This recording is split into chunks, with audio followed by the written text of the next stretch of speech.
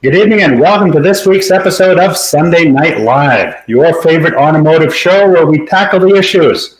We tackle the issues that affect the customer experience at your store, whether it's the front of the house, the back of the house, or somewhere in between. It doesn't really matter because the better experience they have in your store, the more they will come back to you for everything they need when they need it. And here's a fun fact. They'll bring their entire tribe, their coworkers, their friends, their family, the people they bowl with, everybody, because you will be their car guy or car gal. And I'm very fortunate. I have a great network of friends and connections that come on here most weeks that share with us what they do or what they've done to improve the customer experience at their stores. Real actionable insights you can use starting tomorrow. So it's not some fluff. It's not something we learn on a video or a PowerPoint. This is stuff that we do by grinding it out in store every day and every week. And this week is no exception. I have my friend Michael Aufmuth with Elite F&I Partners joining us today. Welcome to the show, Michael. Thank you, Paul. I was just telling you a second ago before the show started, but I'm super excited to be here with you. This is my third appearance on your show, and I'm happy to be in. I just love your show, man. I love following you and everything that you're doing here. So it's awesome.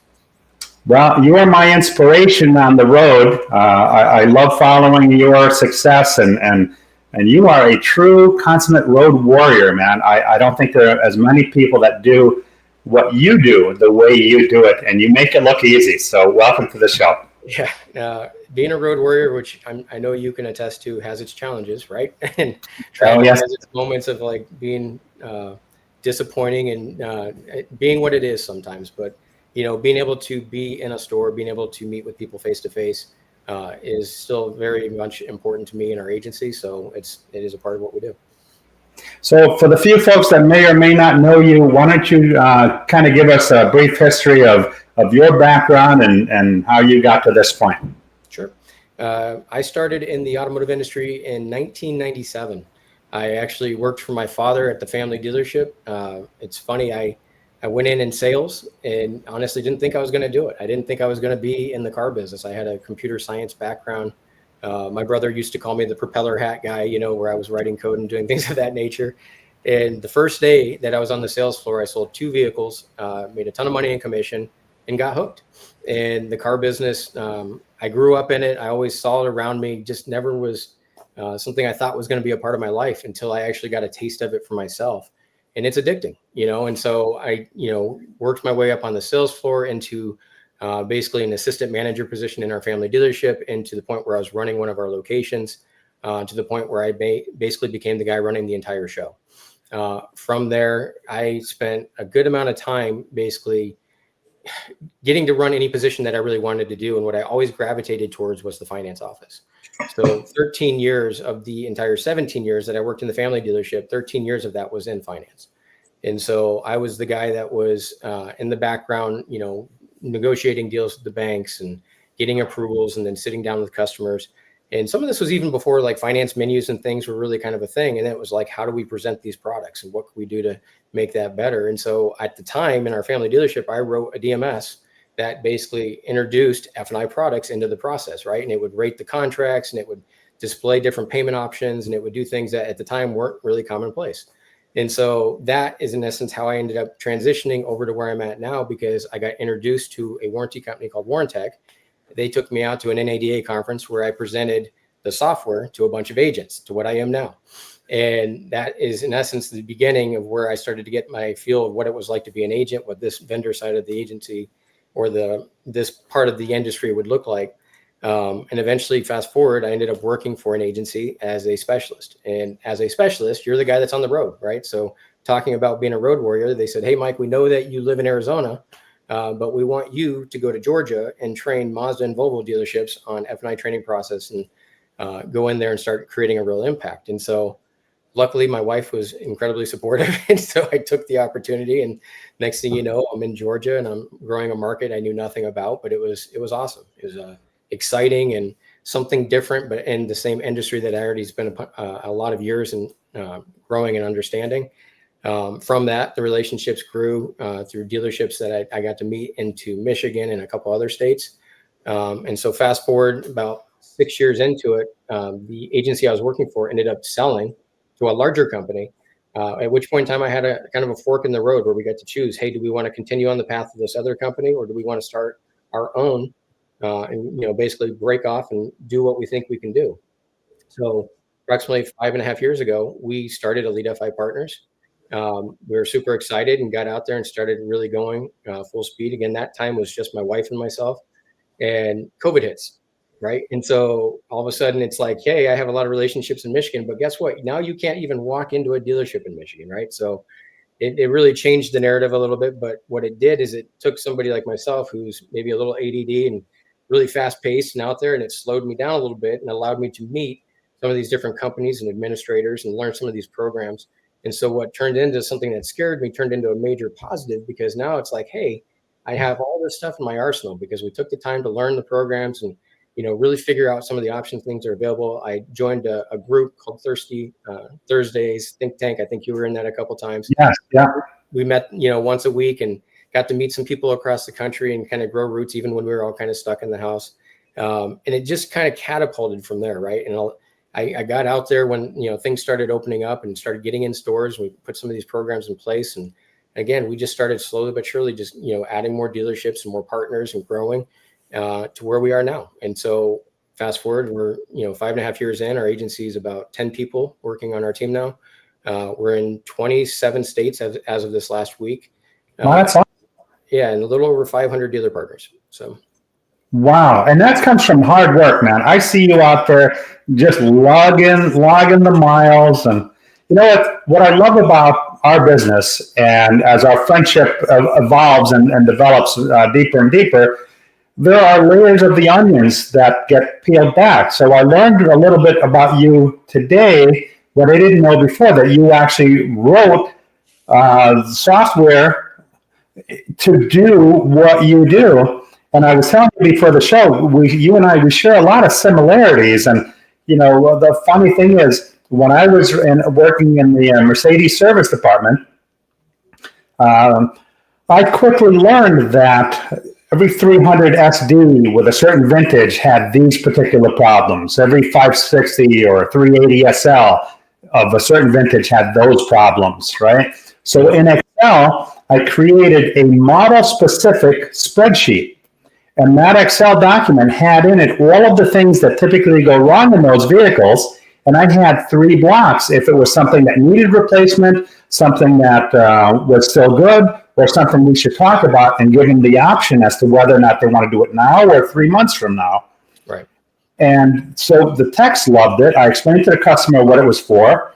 They loved it. RO values went up. CSI went up. The techs loved it because now they're making more money and they weren't missing things on their inspection, right? And then a few years later, something called an MPI would come out.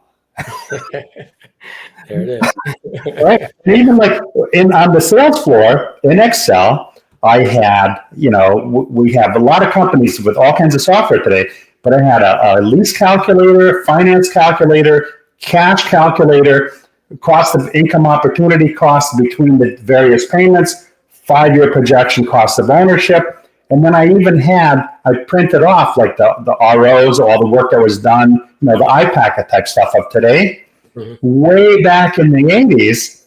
Right. All that. We knew we wanted a better process then. We just didn't have maybe the resources and the tools to put it in place until now, maybe. So, yeah. It's kind of fun to see some of the different applications and things coming out, like, tailoring into that. Like, you see AI playing a factor in a lot of software now, and it's fun to see some of the progression of this and how much faster it's actually happening. And the tools that are available to write code now, like you can write an entire application in one night that might have taken you 2 years in the past. It's insane what's capable of being done nowadays. Insane. Abdul says the camera has gone blank. I see it on my side. Sometimes there could be some Wi-Fi issues. I'm not sure, but I'm sure it will come back. So you have F&I training, and we have in-store training, and we have virtual training. All right. Now, a lot of stores use in-store training, hands-on stuff, to build their teams, because they figure, this keeps them in the dealership culture, using dealership systems. How do you ensure, let's say, that hands-on F&I training aligns with evolving expectations of customers and the changing automotive landscape? So, in-store training is quite a bit for us, right? So when we go into a dealership, no two dealerships are going to be the exact same thing, right? So we're going to have some dealerships that are maybe a little bit further along. Maybe they got some 10-year employees where, they have a really defined process, and maybe they're going through something and it works pretty well. So what we do inside of that dealership and that culture is different than a dealership that maybe we're hiring a brand new finance manager who's just getting started in the finance office and doesn't have a whole lot of experience behind that desk. And so what we look at is what each scenario needs, right? So we created what we call adaptive training. And so on the last 5.5 years, myself being on the road, most of my time is split up into two things. Part of it is marketing, where we're out, trying to sell our agency and talk about some of the services and things that we do. The other part of it is sitting across from a finance manager, make them as uncomfortable as possible, right? And I don't mean it in a bad way, but I want to break them, right? I want to find their breaking point, where they are in their process, and I always joke with them, like, I'm going to be an asshole for a little bit. I'm going to be that customer that's going to hit you with every objection. We classify it as an F customer, but I'm going to be that guy because I want to see where you go and how you navigate that. So that brand new finance manager, I don't have to be as big of that guy, right? I don't have to be like super hard on him because there's not a lot installed there.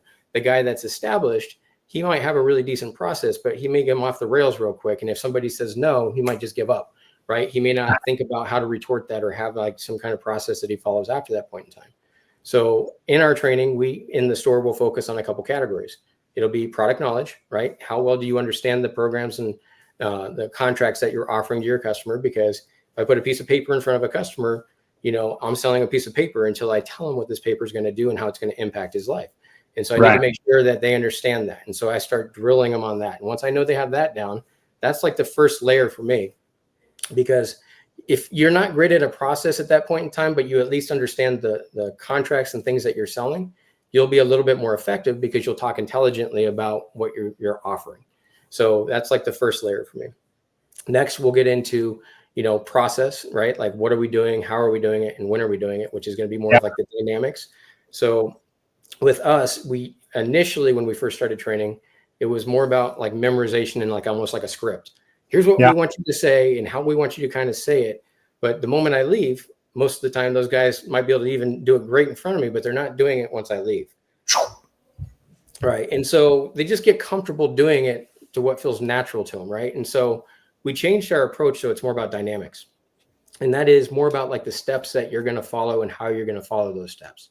So product knowledge, process, and then compliance. Those are going to be the three areas inside the dealership to answer your question of how we do it. Now, it's important to know all the products because you don't necessarily know which ones are going to resonate until you've done a brief interview if you don't have any kind of like pre-interview process, right?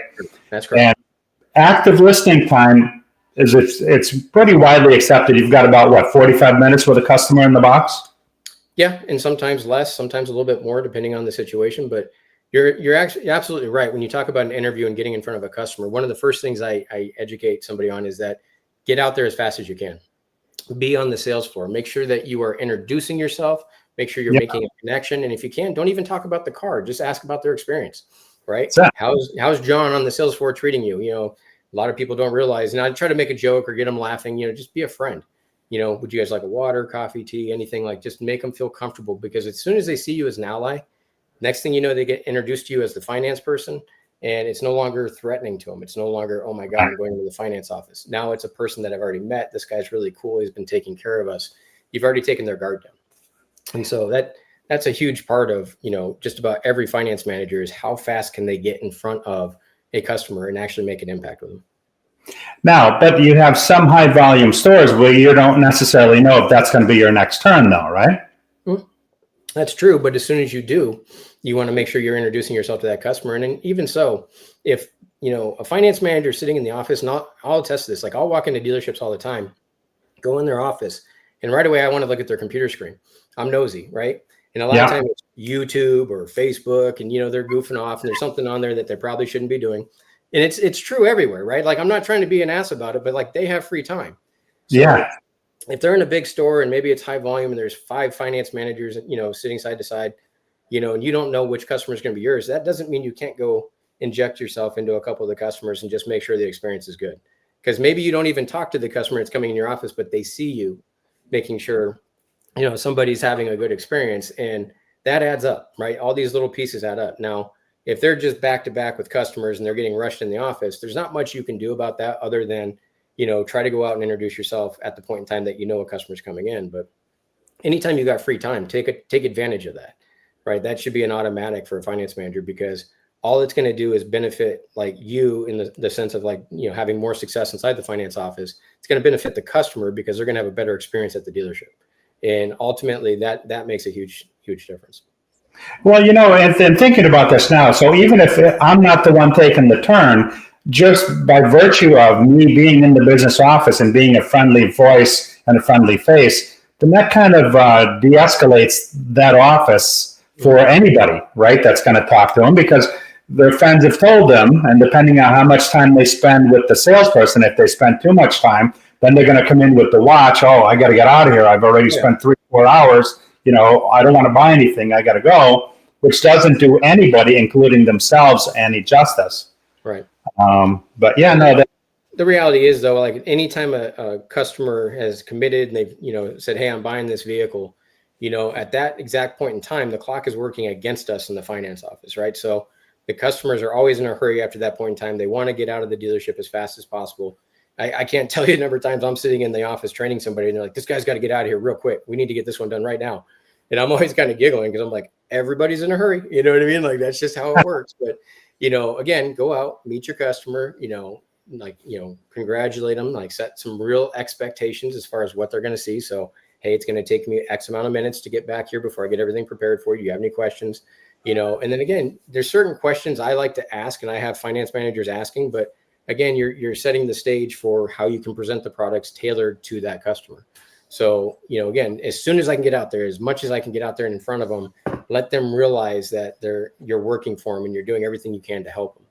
And I have a buddy of mine, and I'll touch on this briefly and let you keep going here, but I went and bought a vehicle not too long ago for him, and it was for my daughter. And so we had the deal kind of worked out. Everything was done. We go to the dealership. And it's like 8:45. They close at 9, but everything should have been basically prepared and ready to go. Well, we get there and he's nowhere to be found, the finance manager. So like 9:10 rolls around. I see him walk into the office. He throws his keys on the desk. He's obviously pissed that he's there, kind of late. He's got this real attitude like the whole way through the delivery. And so anyway, like I get through it and he comes out and he doesn't even do a full menu presentation. He goes, do you want to buy any of the products? And I'm like, not with that attitude. I don't. Wow. And I'm like, this guy doesn't know what I do for a living. Right. But I'm just dying laughing about how embarrassed I am for him. Right. Like, well, this is like the worst delivery. And my daughter, who's getting her first car under her name at 18, is like going through this. So I had to explain to her, like, that's not how all these go. Like, this is not the process. Yeah. But I mean, you see it all, right? There's people out there that, I get it. There might be frustration because it's late or you want to get out of the dealership, but you should never take that out on a customer. Like it should never be something that, other than like trying to tailor it to the best experience possible, because that one broken link, that one manager that makes a bad experience tarnishes that entire dealership and everything that can happen thereafter. So, yeah, that's just part of the job, right? Let me just go to a comment here. Abdul says, I always introduce myself to buyers. Once it was my turn with deal in my hand, I was an icebreaker and always got them within 10 to 15 minutes. No, that's a great point.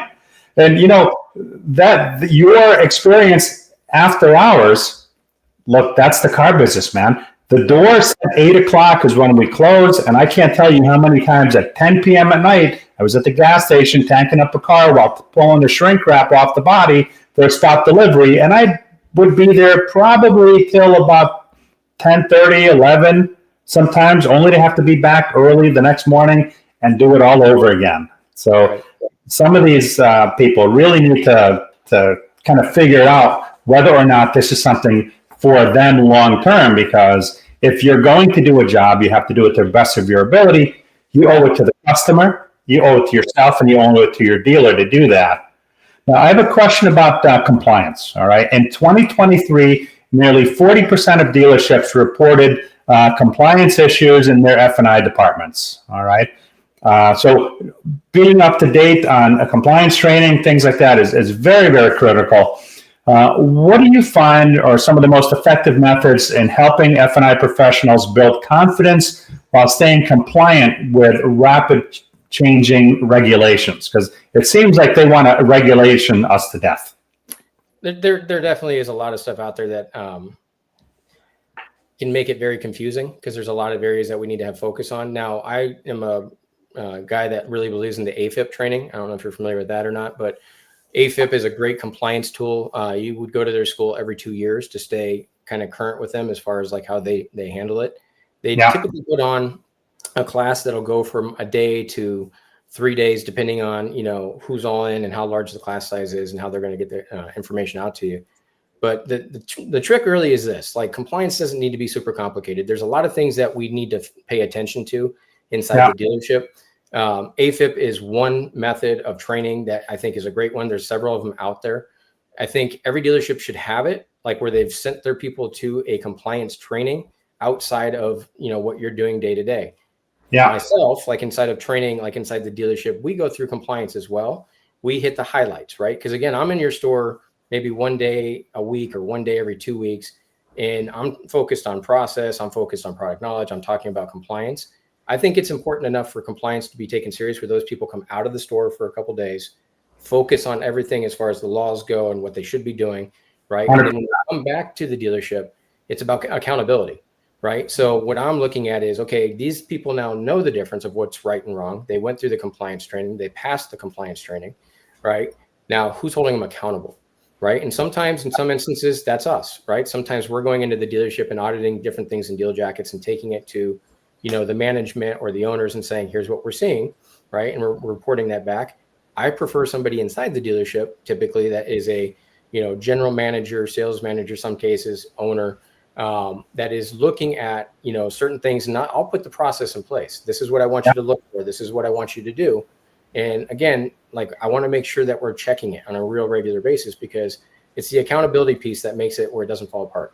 If a finance manager knows somebody's checking their work and making sure they're doing all the steps they need to be doing, they're going to do them. If a finance manager realizes no one's looking at it and they can get sloppy, and it's not necessarily intentional, but like they can be fast about a deal and maybe they forget something, it's very easy to make that same mistake over and over and over again, instead of it being called out when it does happen the first time. I want to go to Mo's comment. He says it takes more time take more time if you're in California? One of my guys, a solid man, takes a bit longer than I'm used to going through F&I. Each state's going to have, like, in my opinion, you know, different things that they're going through, typically, like when it comes to paperwork or forms. But as far as the process, as far as, you know, interviewing and talking to a customer, going through a menu presentation, most of that's pretty consistent regardless of what state you're in. You know, right. I mean, I don't really run into where, you know, hey, if I'm in Virginia, it's going to take, you know, 20 minutes longer than I am when I'm in Florida or, you know, North Carolina or wherever the case may be. It's really, for us, the same process. The compliance piece is always going to be really very similar. It's not really that much different. It's just making sure that you're checking the boxes and doing the things that you do. Delivery time, again, I mean, you can have traditionally, like, if you have all your paperwork done and a good menu presentation, a customer out of your office in 35 to 45 minutes. And in my opinion, that's doing everything you should be doing, right? And I've seen guys do it much faster than that, but then you start skipping steps and you're trying to do things just to kind of expedite it and get it out of there. So at that point, maybe you're doing a short delivery on the menu presentation and you're not building value in your products and you're not talking about how it's going to impact them down the road. Like, there's certain key things I think that need to be part of every delivery. Abdul's got a comment here. He says, for 12 to 15 years, I celebrate New Year's at the dealership, rolling 50, 60 cars on New Year's Eve. Wow. That's the high volume store right there. Yeah, it is. So, you know what's interesting is that, you know, you do need to be on the money because you do have such a short period of time. But and each moment makes a huge difference. I find that there are basically, at least in my experience, there are two types of F&I people. there's the rock star that can sell ice to Eskimos, but the paperwork is maybe a little questionable. And then there's the guy that gets $600 a copy, but his paperwork is impeccable, right? Kind of two. But I think a lifeline for the F&I department has come in the way of technology, i.e., some of these where you can auto sign a lot of different documents, right? You have the one signature, and then it's just a question of clicking through and acknowledging, that what's on the piece of paper or on the screen. And then e-contracting, that's cut down on some of the time also, that they have. So, if you claw back a minute or a couple of minutes, then it gives you that much more time to make sure that you're compliant. Now, the compliance stuff, is that required by law as far as the training for the F&I people, or the store is on the hook for it and it's up to the dealer to make sure that they go through the training? A lot of liability falls on the dealership, but there's also liability that falls on the finance manager. As you go through like AFIP's training program, they outline certain things that will fall as far as a liability on the finance person as he's putting information together on credit apps and things of that nature. So, it's important to know where that liability, but the reality of it is that, and this is my takeaway when I went through AFIP, is that, it was a lot of information, right? Like I did the expedited class, which is like a day and a half total time to take 150 question test, where they drill you on a lot of different things, and the questions are designed to honestly confuse you a little bit to see if you were paying attention. And it's like drinking out of a garden or out of a fire hose, right? Information out of a fire hose. It's just a ton of information. And I remember telling my wife, because she and I both went through it at the same time, and I'm like, oh my God, I feel like I've done this for years and I'm still like nervous about this test. But I'm like, the reality of it is a lot of it, right? Like as you sit in a finance office, some of this stuff is very common sense. Like I would expect that most finance managers can make the right decision on, 3/4 of that test, just knowing what the right thing would be, right? Like, you don't pack payments, you don't inflate income, you don't do certain things.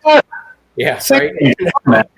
Seems obvious, right? But like these things are just real obvious things that, they put a question on there and ask the question to make sure that you're paying attention. But, it seems very obvious. There are some questions that you don't know that, hey, what would the fine be if the dealership got doing certain things, right? So that I thought was really interesting, and how much liability there is for a dealership when certain things aren't happening, right? And so that part's interesting, but liability falls on both sides.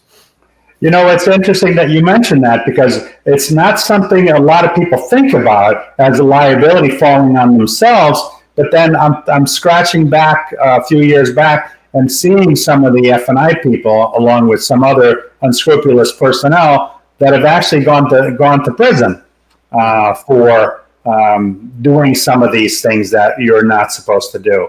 Right. And I've seen people in situations where they got approved for things that they really had no business being approved for. An 85% debt to wage on a high school student that works part-time at a Chick-fil-A on a $600 monthly payment isn't something that happens on its own. Yeah. Instead of selling him the $100,000 Escalade, maybe we should put him in the vehicle that fits the situation, right? So So I understand that completely. But I think a big thing is, again, that like what should seem obvious, a lot of stores are already doing, right? Like it's the stuff that, like, as I went through the training, I was kind of giggling on some of it. Like, I can't believe this is even on the test, right? But it's good because it tells everybody, I went through this. I know what is, the right approach and what needs to be done correctly. And then when you put a process in place that's checking the deals that are coming through the finance office, I mean, you're basically, in essence, ensuring everything's getting done correctly. And it's just about accountability. It's about making sure you got somebody that's looking over that situation and policing it as it's happening. I like training somebody in the store to then be responsible over it, because let's face it, we're in the store a day, a week, a couple of days, whereas somebody in store is there 50 plus weeks a year, right? And that's somebody, that's the old train the trainer mentality. If we can set them up for success and have them monitor the process, then everybody's better off for it, right? I'd rather go in, rather than be a good firefighter, I'd rather have a good fire prevention program. So I just need to manage the process and make sure everybody's good. And again, the person that is that person, that's the guy checking, the deals that are coming through the office. I love having a conversation with that person every week to every 2 weeks, right? What are you seeing? Yeah. What's coming through here? What are you checking for, right? Because again, then we can refine it and make it better, and I can still assist. But again, it's not me having to look at every single deal. I can spend my time talking about process. I can spend my time figuring out what they do or do not understand about a product. So it's like the whole thing starts to evolve and spin in a lot better direction because we're all firing as a team. And that's really, you said it a second ago, it's all about the process, right? And, if my finance guy is following a great process and I got somebody overseeing him following a great process, everything's just kind of falling into place and it works really well. Yeah, no, I like it. Abdul says California is one of the most restrict on compliance and advertising. We got training every 6 months on compliance and workplace environment. You cannot have enough of that, in my opinion. And Zach Whipple says, Michael, shot you a connection. Love this philosophy. Awesome. And Abdul says, closer and F&I are best and most satisfying job in the automotive for productive individuals with job security. Yeah. Previously known as the hammer, right? I love the finance office. I've always told people that, one of the things that when I was a finance manager, I loved about, sitting in that office was that no 2 days were the same, right? Yeah. You would have a day where, you would have customers, and I was always like the opposite of a hammer. I'd have people coming in and they'd be angry that their payment would be going up $85 because I'm showing them all the products and things that are available. And by the time they were leaving, they were thanking me because I took the time to slow down and explain how these products would work and what the benefit would be to them. And so, again, I think some people sometimes get intimidated by showing somebody what, the math is or what the numbers are. And really, it's like the people that cower to that is you're setting this bad expectation for a customer, right? For me, I always, another thing that you see or a trend that you see inside a dealership is that, hey, finance managers will tell you what their PVR is, what their average gross is on a deal or transaction. And then I'll be like, okay, is that all transactions or is that finance? They're like, what do you mean? I'm like, what's your finance, cash, and lease PVR? Right. Because what that tells me is and a lot of guys will tell you oh, it's a cash deal, that's different. And I'm like, no, it really isn't. If somebody has the money, the funds to purchase a vehicle, they're buying a $60,000 SUV, you're telling me they can't afford another $5,000, $8,000 for the protections that are available with that SUV? They absolutely can. They just have to see the value in it. So instead of selling based on a payment, now you have to build value in a product, right? And so I love those conversations because I'm like, sell me your product, show me how you're selling that situation, right? And then we really get into the weeds a little bit, but then they start to think about it differently. Because to me, building value in a product is done a couple different ways, right? I'm building it based on a payment, right? In some instances, hey, it's only $5 more to have this protection. I'm selling you a payment, right? Hey, I'm building it based on the features and benefits. It's going to cover this, this, this, and this. Or I'm building it on the convenience, right? So if I have a customer sitting across from me and he's a business person, he's writing a check for $60,000, he's got a lot going on. His time is one of his biggest commodities. I'm selling convenience because I'm like, hey, look, man, if this breaks down, if something happens, the cool thing about this contract is, and I'm going over to the little things that most people don't talk about, it's going to get a tow truck, it's going to get it picked up, it's going to take it right to the shop where it needs to get repaired. In the meantime, while that's getting repaired, you got a rental car, so you're not getting inconvenienced with your time, right? So we're going to sell based on how that's going to fit. But that gets more into the interview of what you were talking about. As I'm going out and meeting with a customer and I'm talking about, their experience, I'm also kind of gauging that customer and the psychology of who they are, right? Is what's important to this person? How are they thinking? Is it, they're all about business and they're just really, dedicated to a process in their own time? Are they a family and their kids are their life and they're going to soccer games and they're doing different things? Because all of that matters when I get in there and I'm selling the product, because those features and benefits and the payment and the convenience are all big factors that we're playing into it to, build value in it for them. But you're 100% correct, because a lot of times an F&I manager can be intimidated by a cash deal or a lease deal, right? Because they don't think the opportunity is there. But, I hate to break it to you guys out there, guys and gals out there, but I don't care who the manufacturer is of the car, they all have heavy technology, they all break, and they all cost a lot of money. I bought a brand new car. First year and a half of that car, it had some issues. And I asked the advisor, I said, listen, do me a favor. Had I not had a warranty and I had to pay for this out of pocket, how much expense would I have incurred? And he told me it added up to like $8,500. So I'm thinking to myself, there's no way I'm keeping this car out of warranty.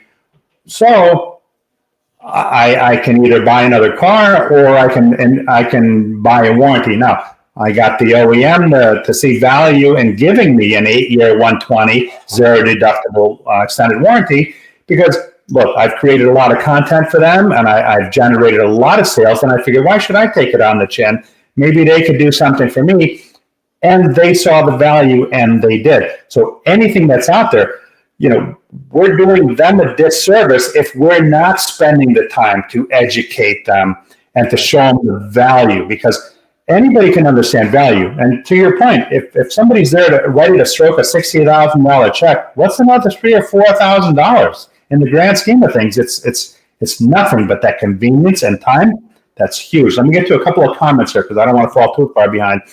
Technology and menus along with DocuSign have reduced time spent in F&I as F&I person, as dealer's protector for correct VINs and contracts. That's exactly what I was getting to, a few moments before. Those have definitely, what do you call that? The $10,000 table, right? That was the nickname for it? Yeah, I think so. Yeah. Again, we're the last line of defense to answer, like, along with what he's saying. Like, we have to be efficient, but like fast at the same time. But the efficiency part for me is, hey, did we spell the name correctly? Did we put the right VIN number in? Because I can tell you, I've seen it where they sell a vehicle and they realize, we sold the wrong car to that customer, right? And something got, transpired on a VIN number, and next thing you know, you're bringing a customer in as fast as you can to correct everything. So, but yeah, no, that's huge. And when they come back to re-sign, you're not necessarily keeping everything. Correct. You're starting over. Yeah, like, you might be able to do it fast, but ultimately the customer is in control at that point. Yeah, because now they've spoken to a neighbor that's well-intentioned but not well-informed, and they're talking them out of things that really are in their best interest. Right. Abdul says packing payments is no longer allowed in California, only 1% max pack. Well, I don't think packing payments is allowed in any state. However, I've been in a number of states where that's kind of the norm. You give them the payment, and by the way, this includes X, Y, and Z, and not every. I've seen dealerships that don't even say that. You know what I mean? Like, they'll put a payment out there that they don't tell them it includes anything, but it's packed, right? None of that, in my opinion, is good. The biggest thing I coach and I tell every dealership partner that we have is that transparency is key, right? Like, a lot of customers nowadays can pull a tool out on their iPhone and tell you to the T what your payment should be, right? Like, minus some taxes and things of that nature. So if you're in there trying to do something that is hiding something or dishonest, all you're doing is making yourself look bad, because the customers are very well informed nowadays, right? So be transparent, right? Tell them what it is. Like, don't go into it like you have to close them on a payment that isn't real and use that as the leg in a deal that I've heard many people talk about, which is illegal, right? You shouldn't be doing that.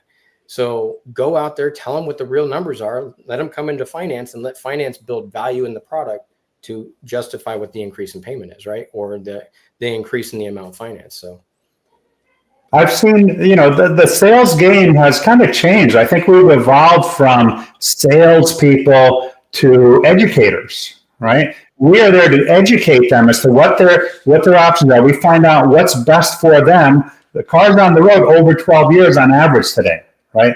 I'm not saying that you're going to necessarily keep your car for 12.6 years or whatever the number is, but if you did, that's how long these cars are on the road. So why would you not have maximum protection? Now, Abdul says front and back end average should be at least 3,000 on new and 4,000 on pre-owned. 3,000 on new is beyond stronger than garlic, man. What's a good number today, Mike? Is it 2,000, 2,500? Like, COVID really changed things up a little bit. Like, when we were in that time frame, like, you watch these numbers skyrocket in a lot of stores. Like, I have stores, like, especially when you get into high end, like Land Rovers and things of that nature, you do see you see a larger back end PVR number, right? That's more of a consistent average, like he's talking about there, where you could have 4,000 pretty consistently. I have stores that don't hit those type of metrics, that are hitting 1,000 to 1,500 in that ballpark, and it's not necessarily a bad thing. I don't think that is something that a dealership should be ashamed of. Are we taking care of our customer, right? Is the finance performing? Like, I can go in there and we can fine tune and tweak and make adjustments to increase an average. I don't chase an average, I chase an experience, right? The average is a byproduct, right? That's the only way I look at it. And so my dealerships all make a great average, right? And I'm not out here boasting, hey, we make X amount of dollars per transaction, because I think that's failure in what we're doing. I don't want our industry to become transactional in the way that a customer realizes that they're coming in and like, oh, here we go. You know what I mean? Like, I'm going to go through this process and they're going to try to sell me something. We need to be educators, right? We need to be in the office explaining to them, like you just said, hey, did you realize that most of your vehicle is electronic components? Did you realize that these components are no longer something that can be repaired? You don't see people soldering iPhones and putting them back together, right? These are things that are taken out and replaced. So it's not just the part, it's the time, right? And these things get expensive. Let me talk to you about that. So as you break down into what these things are and how they work, the value of that product is there for the customer, right? They will see the value of it. And especially when it's just a small incremental payment difference, right? If I can show them that value, the result is going to be, yes, the dealership's going to make money. I've had customers ask me, like, does the dealership make a lot of money in the finance office? I go, yeah, they make money in the finance office. This is a profit center for the dealership. Absolutely. Yeah. At the same time, this is going to be something that's going to be inherently great value for you. Let me explain. Right. And again, transparency doesn't do anyone any, unjust service. Right. Like, again, I'm not going to lie to you. We make money. Right. That's our job in the dealership. We profit. But when did profit become a bad word? Right. It's not if it's tied to value. Right. Because if I can justify it with value, again, the customer isn't going to feel bad about you making money if they feel like they got a great value for what they're buying. Yeah. And I think that's the key. And Jeff Larson spells it out right here on the screen. Transparency is key to the most profitable front and back. I see it more as a recognize your opportunity. It's no different than in service. If you're looking for a certain dollar per RO, if you've maximized every opportunity that customer needs without selling them extra stuff just to make your number, well, then you've achieved success in my book, regardless of what that number is. Right. And Abdul says, transparency is what makes us successful, gaining trust for customers, 100%. And my friend Steve Apicella, I sent him a text photo when we were at dinner in Florida that came up on a memory on my phone. I sent that to him. He says, I love F&I too. You're friends with Steve, right? Oh, yeah. I love Steve. He's a good dude. Great guy. Although I was going to say, I want to throw out there, Jeff's a stud in the sales world. I see some of the stuff he's doing. It's awesome. Yeah, and I hope to see you at NADA, Steve. Although critically valuable in its current process, it's mostly limited to a one-time transaction at the end of a multi-hour vehicle buying experience. My opinion, make the most of that moment, but there's so much more F&I to be earned beyond the vehicle sale. Here. It's called building that relationship and taking another swing at the bat. And he's got a great product that does that. I was going to say, Steve's got that kind of on lock right now as far as, and I think he's gaining traction on it, some of the technology that he offers, but he's spoken about that, I think, for years now, where he says, hey, we have our little window of time in the finance office, but let's take some technology and build a platform, which is what he's done, that allows us to show some of these products after the sale, which is exciting, right? That's really cool that's something that's starting to become more and more common. And then he also has got some technology in the fixed op space that I think is incredibly powerful as well. Yeah, no, great guy. Jeff Larson, if a customer is at the dealership more than an hour, that's a problem. Well, on average, they're in the store over 3 hours across the board. I don't care what brand. That's kind of what they are, Jeff. So it's no wonder why you win Salesman of the Year award every month, day in, day out, because you've got this baby dialed in and figured out, man. My hat's off to you. Abdul says domestic cars, when he was referring to the 3,000 or 4,000. That's strong as garlic, man. Very strong. Jeff says, when it's easy and efficient, I guarantee you'll be more profitable. Stop the back and forth, get her done. Yep. Jeff's right. I mean, again, like the thing about it, like I preach and I've said, like I have a process inside the finance office and I know what that process is, how it works, how long it takes, right? And Yeah. it's efficient, right? Now, I'm not saying my process is the end all. I'm sure there's other processes out there from other F&I trainers that are great also. If you stick to it, right, what happens is you eventually just become more and more fine-tuned with it, right? You know exactly how to respond. You know exactly how to get things done quickly. Your efficiency goes up. And to Jeff's point, you become quicker. You don't have to, skip steps to be good at what you do. You need to, in essence, become the expert or the ninja right inside the finance office or in the process, wherever you fit into it, to just, create that experience where it's just seamless for a customer. And I think that's huge, right? Again, like 10-year guys that are inside dealerships, trust me, they're going to be much faster than a guy that's just starting in a position. Oh, yeah. They got that thing dialed in and they know exactly how to do it. They probably can grab a car or a customer, get them into the finance office and out of the dealership in a really efficient manner. Now, an hour is quick, right? I'm not going to say whether that's doable or not. I'm sure Jeff's doing some numbers like that because he's pushing a lot of cars through the dealership. But again, also keep in mind he's got a lot of repeat. Yeah. So that's where it makes a huge difference because you take somebody like Jeff. I think he's got trust with all of his customers, right? So when they come in, he's not establishing trust with a lot of them right off the bat. He's already got it. So his time frame is probably shorter than most because people come in and go, "Hey, where's Jeff?" Right? I want to buy my car from Jeff, right? And they come in and go, "Hey, I want this Toyota Tundra out here, or whatever it is." And he grabs them, puts it together, shows them the numbers. They go into the office, like, and get papered up and get out. Like, I'm sure that's dialed in. Now, somebody a brand new salesperson, they're going to stumble a little bit in the beginning and they're going to figure things out. Doesn't make them a bad person, doesn't make them bad at the process, but they will only get better the more they go through it and they get some appropriate coaching and how to refine that process. Yeah. Now, the virtual F&I market grew by 30% in 2024. Dealerships sought flexibility and cost-effective solutions. It's expected that over 50% of all dealerships will implement virtual F&I elements by 2026 to handle customer demand more effectively, particularly in the current hybrid work environment. What are some of the key factors that a dealership should consider when deciding whether to implement virtual F&I solutions? So we have recently started, as of January 1st, we started our own virtual F&I team. And so that's a great question. So for me, we started initially with another company that we were working with. They had a different virtual model than the one I wanted to create. And they did it where a dealership would submit a customer in for approval. They would have their own lenders send back what that customer was approved at. And it turned into more like when I first was watching this of just sending to a bank is what it felt like. We're just, in essence, arranging for financing for a customer.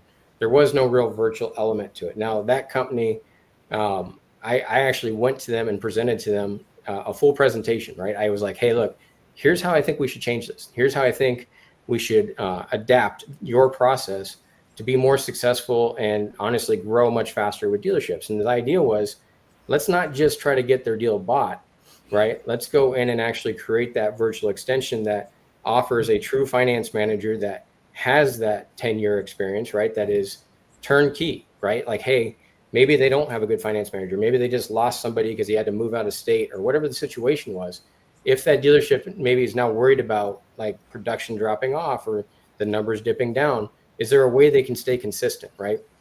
And so as we went through these last, 3 to 5 years, COVID and everything taught us a lot. It taught us that we can get more comfortable using virtual tools because prior to COVID, not many people were really using Zoom or a virtual presentation or remote document signing. All of that really got pushed forward quite a bit over these last, couple of years and became more commonplace. And so I have quite a few deliveries where, contracts and things are getting sent remotely and they're getting signed on a, electronic signature and coming back to the dealership. So we were more like, hey, if we can do remote signing, right, and electronic documents in that sense, why can't we bring talented people to a menu presentation and then ultimately an entire finance operation remotely? Right. And so this concept that we had pitched this company on, we went and formed it ourselves. And so what we did is we took one of our dealerships that we felt had tons of room for improvement, right? Like, hey, we've been in your store, we've been training a process, we've been trying to get engagement, and the numbers never really reflected what we wanted to see, especially if the process was getting followed consistently. It seemed like we're telling you what to do, but it's not really getting done. So we went in and talked to this dealer partner of ours and said, hey, your numbers are X. In this case, they're really underperforming. It was like $500 a copy, $400 or $500. And, we've put you in profit sharing programs and we've done these things. Some of those things need metrics, right? You need to hit certain contract volume for that to even make sense. You're not really hitting it. So how opposed would you be to trying and being our first customer on this virtual platform where we will not only get the deal approved, right? We'll handle the financing for you. We'll do a full menu presentation, right? And go through the finance products with your customer and then digitally, remotely sign your customer and then fund the deal for you. So in essence, it's taking your finance manager's responsibilities. And in some dealerships, I know they don't necessarily send out, but we have the flexibility of saying we want to send it out or not send it out. But we take that entire process and turn it into a digital one. So anyway, our first dealership, which was more of our, let's make sure we can prove concept here. Your beta. Yeah, our beta account, like we went through and we started seeing right away that not only did it work, it worked really well. And so, right away, everybody on my team, like we're talking about it in our weekly meetings, and we started developing basically a second team for the Virtual F&I. We were talking about it and everybody's really anxious to go, right? Like everyone's like, let's keep pushing this and get dealerships and let's figure out scale. And I was the one guy in the background going, nope, we're going to slow this down and we're going to just do baby steps here. Because, there's a large learning curve with this, right? Like, sure. It's not just a menu presentation process anymore or the steps that we're doing inside a dealership. We're adding quite a bit more complexity to it. And so that process, like we want to get it pretty dialed in. And then with each individual dealership that we work with, it might have little things that we're adjusting to it as far as how it flows, but it's not going to be super major. But anyway, we took that beta store, and for the first 6 months, we really gauged what was happening, dialed our process in, and watched kind of how it was evolving. And we've got to a point now where we're averaging about $2,000 to $2,100 a copy on PVR. That's respectable. Yeah, it's about a 2.2 products per. So we're doing over 2, contracts on almost every transaction. Yeah. And, we prove concept, right? So the first concept is, hey, can we sell products and do this consistently virtually, right? Can we make this process actually feel like it's just normal for the dealership? And we did, right? I'm sure a lot of it was the energy and the excitement behind my team. We all believed it could be done, so we did it and it worked. But then now it's like, hey, now we have it, so let's slowly but surely start introducing additional dealerships and again, scale so that we make sure that we don't skip a beat.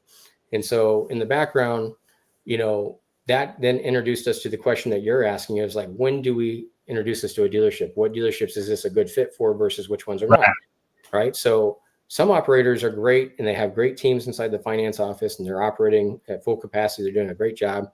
I don't even bring up virtual finance to them because I don't want to break that, right? That's good. I want to come in and complement your team and train your team and do things to make them perform better and do a great job inside the dealership. Our agency, though, we look at it like what I'm doing inside your store is going to be the same thing I'm doing virtually now. So I can bring you both solutions, right? If my process is the same on this side, it's going to be the same on this side. So ultimately, if that dealership says, hey, I've lost all my finance team, I need something right now, we can flip a switch and have it for them tomorrow morning. You know what I mean? So now we have the ability to do a virtual team form or train their in-store team. But the fit really comes down to the dealership. Maybe it's a smaller dealership. They got 100 cars, 50 cars in the lot. They've never really had a defined finance manager, and they're just not really treating it as important as it should be. And so we can come in and show them, hey, allow us to take over this portion of your business. And with doing that, now we can put a process in place and, again, build value in a product and open up doors. And it's revenue for the dealership they didn't have before. It's protection for the customer they didn't have before. It's a win-win, right? And so that's where something like that makes a lot of sense. It fits well for dealerships that are not currently maybe doing a great job in finance or, don't have the right people, lost the right people, whatever the case is. We can now implement a team in place and integrate right into the dealership's process. I'm seeing a real strong potential in this. Okay. It's like anything else. You have to be on the forefront of it, make the mistakes, learn the processes, and figure out how to scale it, because I'm seeing this as an invaluable tool, almost like a centralized F&I department for a dealer group, where when it's strong and it's firing on all cylinders, man, I'm seeing a tremendous upside here.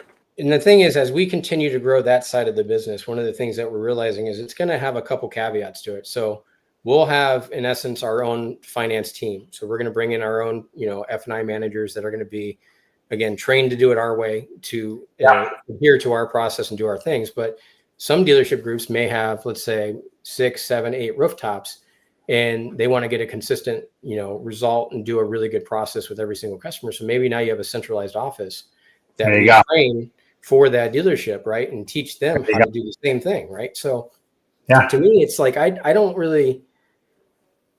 care which one it is, like for a dealership. If they want to have people in store and they want me to train those people, I'm down for that. I'm passionate. I get excited about watching the growth. If they say, hey, look, that's just a lot of work, I don't want to deal with it, I want to be able to say, you take care of it. We now can do that too. Right? So, and that's awesome. And then, like I said, in the near future, I think it's going to be also, hey, that concept sounds really cool. Can you show me how to set that up myself? So we'll go in there and teach you. I say build on that, because that, I think, has a very strong future. We're going from Blockbuster to Netflix. Yep. That's the type of impact I see that having. Well, and it's a larger undertaking. So I'm more of the, again, like a team will tell you, they want to grow faster with this than I do. I want to go slow and make sure we're doing a good job. Like it's a lot of things and a lot of moving parts going on with it. But so far it's a ton of fun. It's exciting. And the dealerships that we brought on, like, again, since January, I think we're at our 9th dealership. Like, we're not huge on the virtual side, but we have 9 dealerships now that we're overseeing the F&I operations for, and it's exciting. And we 2 weeks ago created a partnership with another company that does a virtual office manager and takes on all the tasks of everybody as like the back office, right? So now we have an extension of, if some dealership says, hey, I don't even want that, we can create different things and create virtual departments for the dealership, and they can run, a virtual office, they can run a virtual finance department. And it's exciting, because you also get to a place where maybe a dealership's just struggled to get a good finance guy, right? And they just had, people doing the wrong things, or, the results have just never been there. And now you can go to a dealer and say, I can eliminate all the brain damage and give you a consistent result.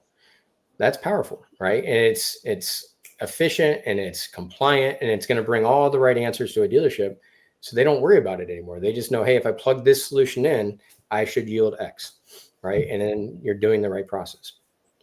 There's no secret to running a good business, and you're adding additional layers on here, but you're adding them at the right pace. So you're making sure that you're not making some of the mistakes that are easily made when you rush things to market. So I think you've got a real winner here. I want to go to a couple of comments. Jeff Larson says it's offering everything up front, which makes it more efficient. He says it's all about what I call the peace of mind package. I love that. Talk about value, right? Peace of mind package. No, the thing about that, like, I agree. Like, the more you can tell them, like, hey, these things are available and, there for your purchase, is great. Starting at the sales floor, though, I wouldn't say every salesperson should be pushing the F&I products. Like, I think, again, 10-year people that are excellent and have a huge return trust factor, absolutely, right? But, guy just starting in there, I don't necessarily want him talking about the service contract and it covers everything. Everything on your vehicle is covered. No, I don't want that, right? I want to make sure we're going through and explaining, this is exactly what it covers. These are the things that it does not cover. Like, let's be transparent with them again. So I think that's important. So, Michael, the hour comes really quick. Initially, when I first started doing this about 6 years ago, I thought, wow, an hour, that's a long time. And it seems that an hour just isn't enough, but it's right at the time that we have with an audience. So I want to thank you for coming on. You've shared some great things here, maybe opened some eyes. I've tagged you in the LinkedIn post, so anybody that's not connected with us, you or I, by all means, if it's relevant for us to connect. You had one person already reach out to you for a connection. Right. That's awesome. So that's always a good thing. Any questions that you have, whether you're watching it live or watching it on the replay, a lot of people do watch it on the replay. Feel free, either put in the comment here, ask a question, or reach out to us individually. Happy to work with you. I want to thank those that support this show weekly. I really appreciate it. I love bringing guys like Michael and information to the audience. It's kind of my way of giving back to the automotive community, or our way of giving back to the automotive community. Hope you have a safe and successful next week. And Michael, stay on after we go off here. And we'll see you when we see you. Be on the lookout for the next show announcement. Thanks for tuning in.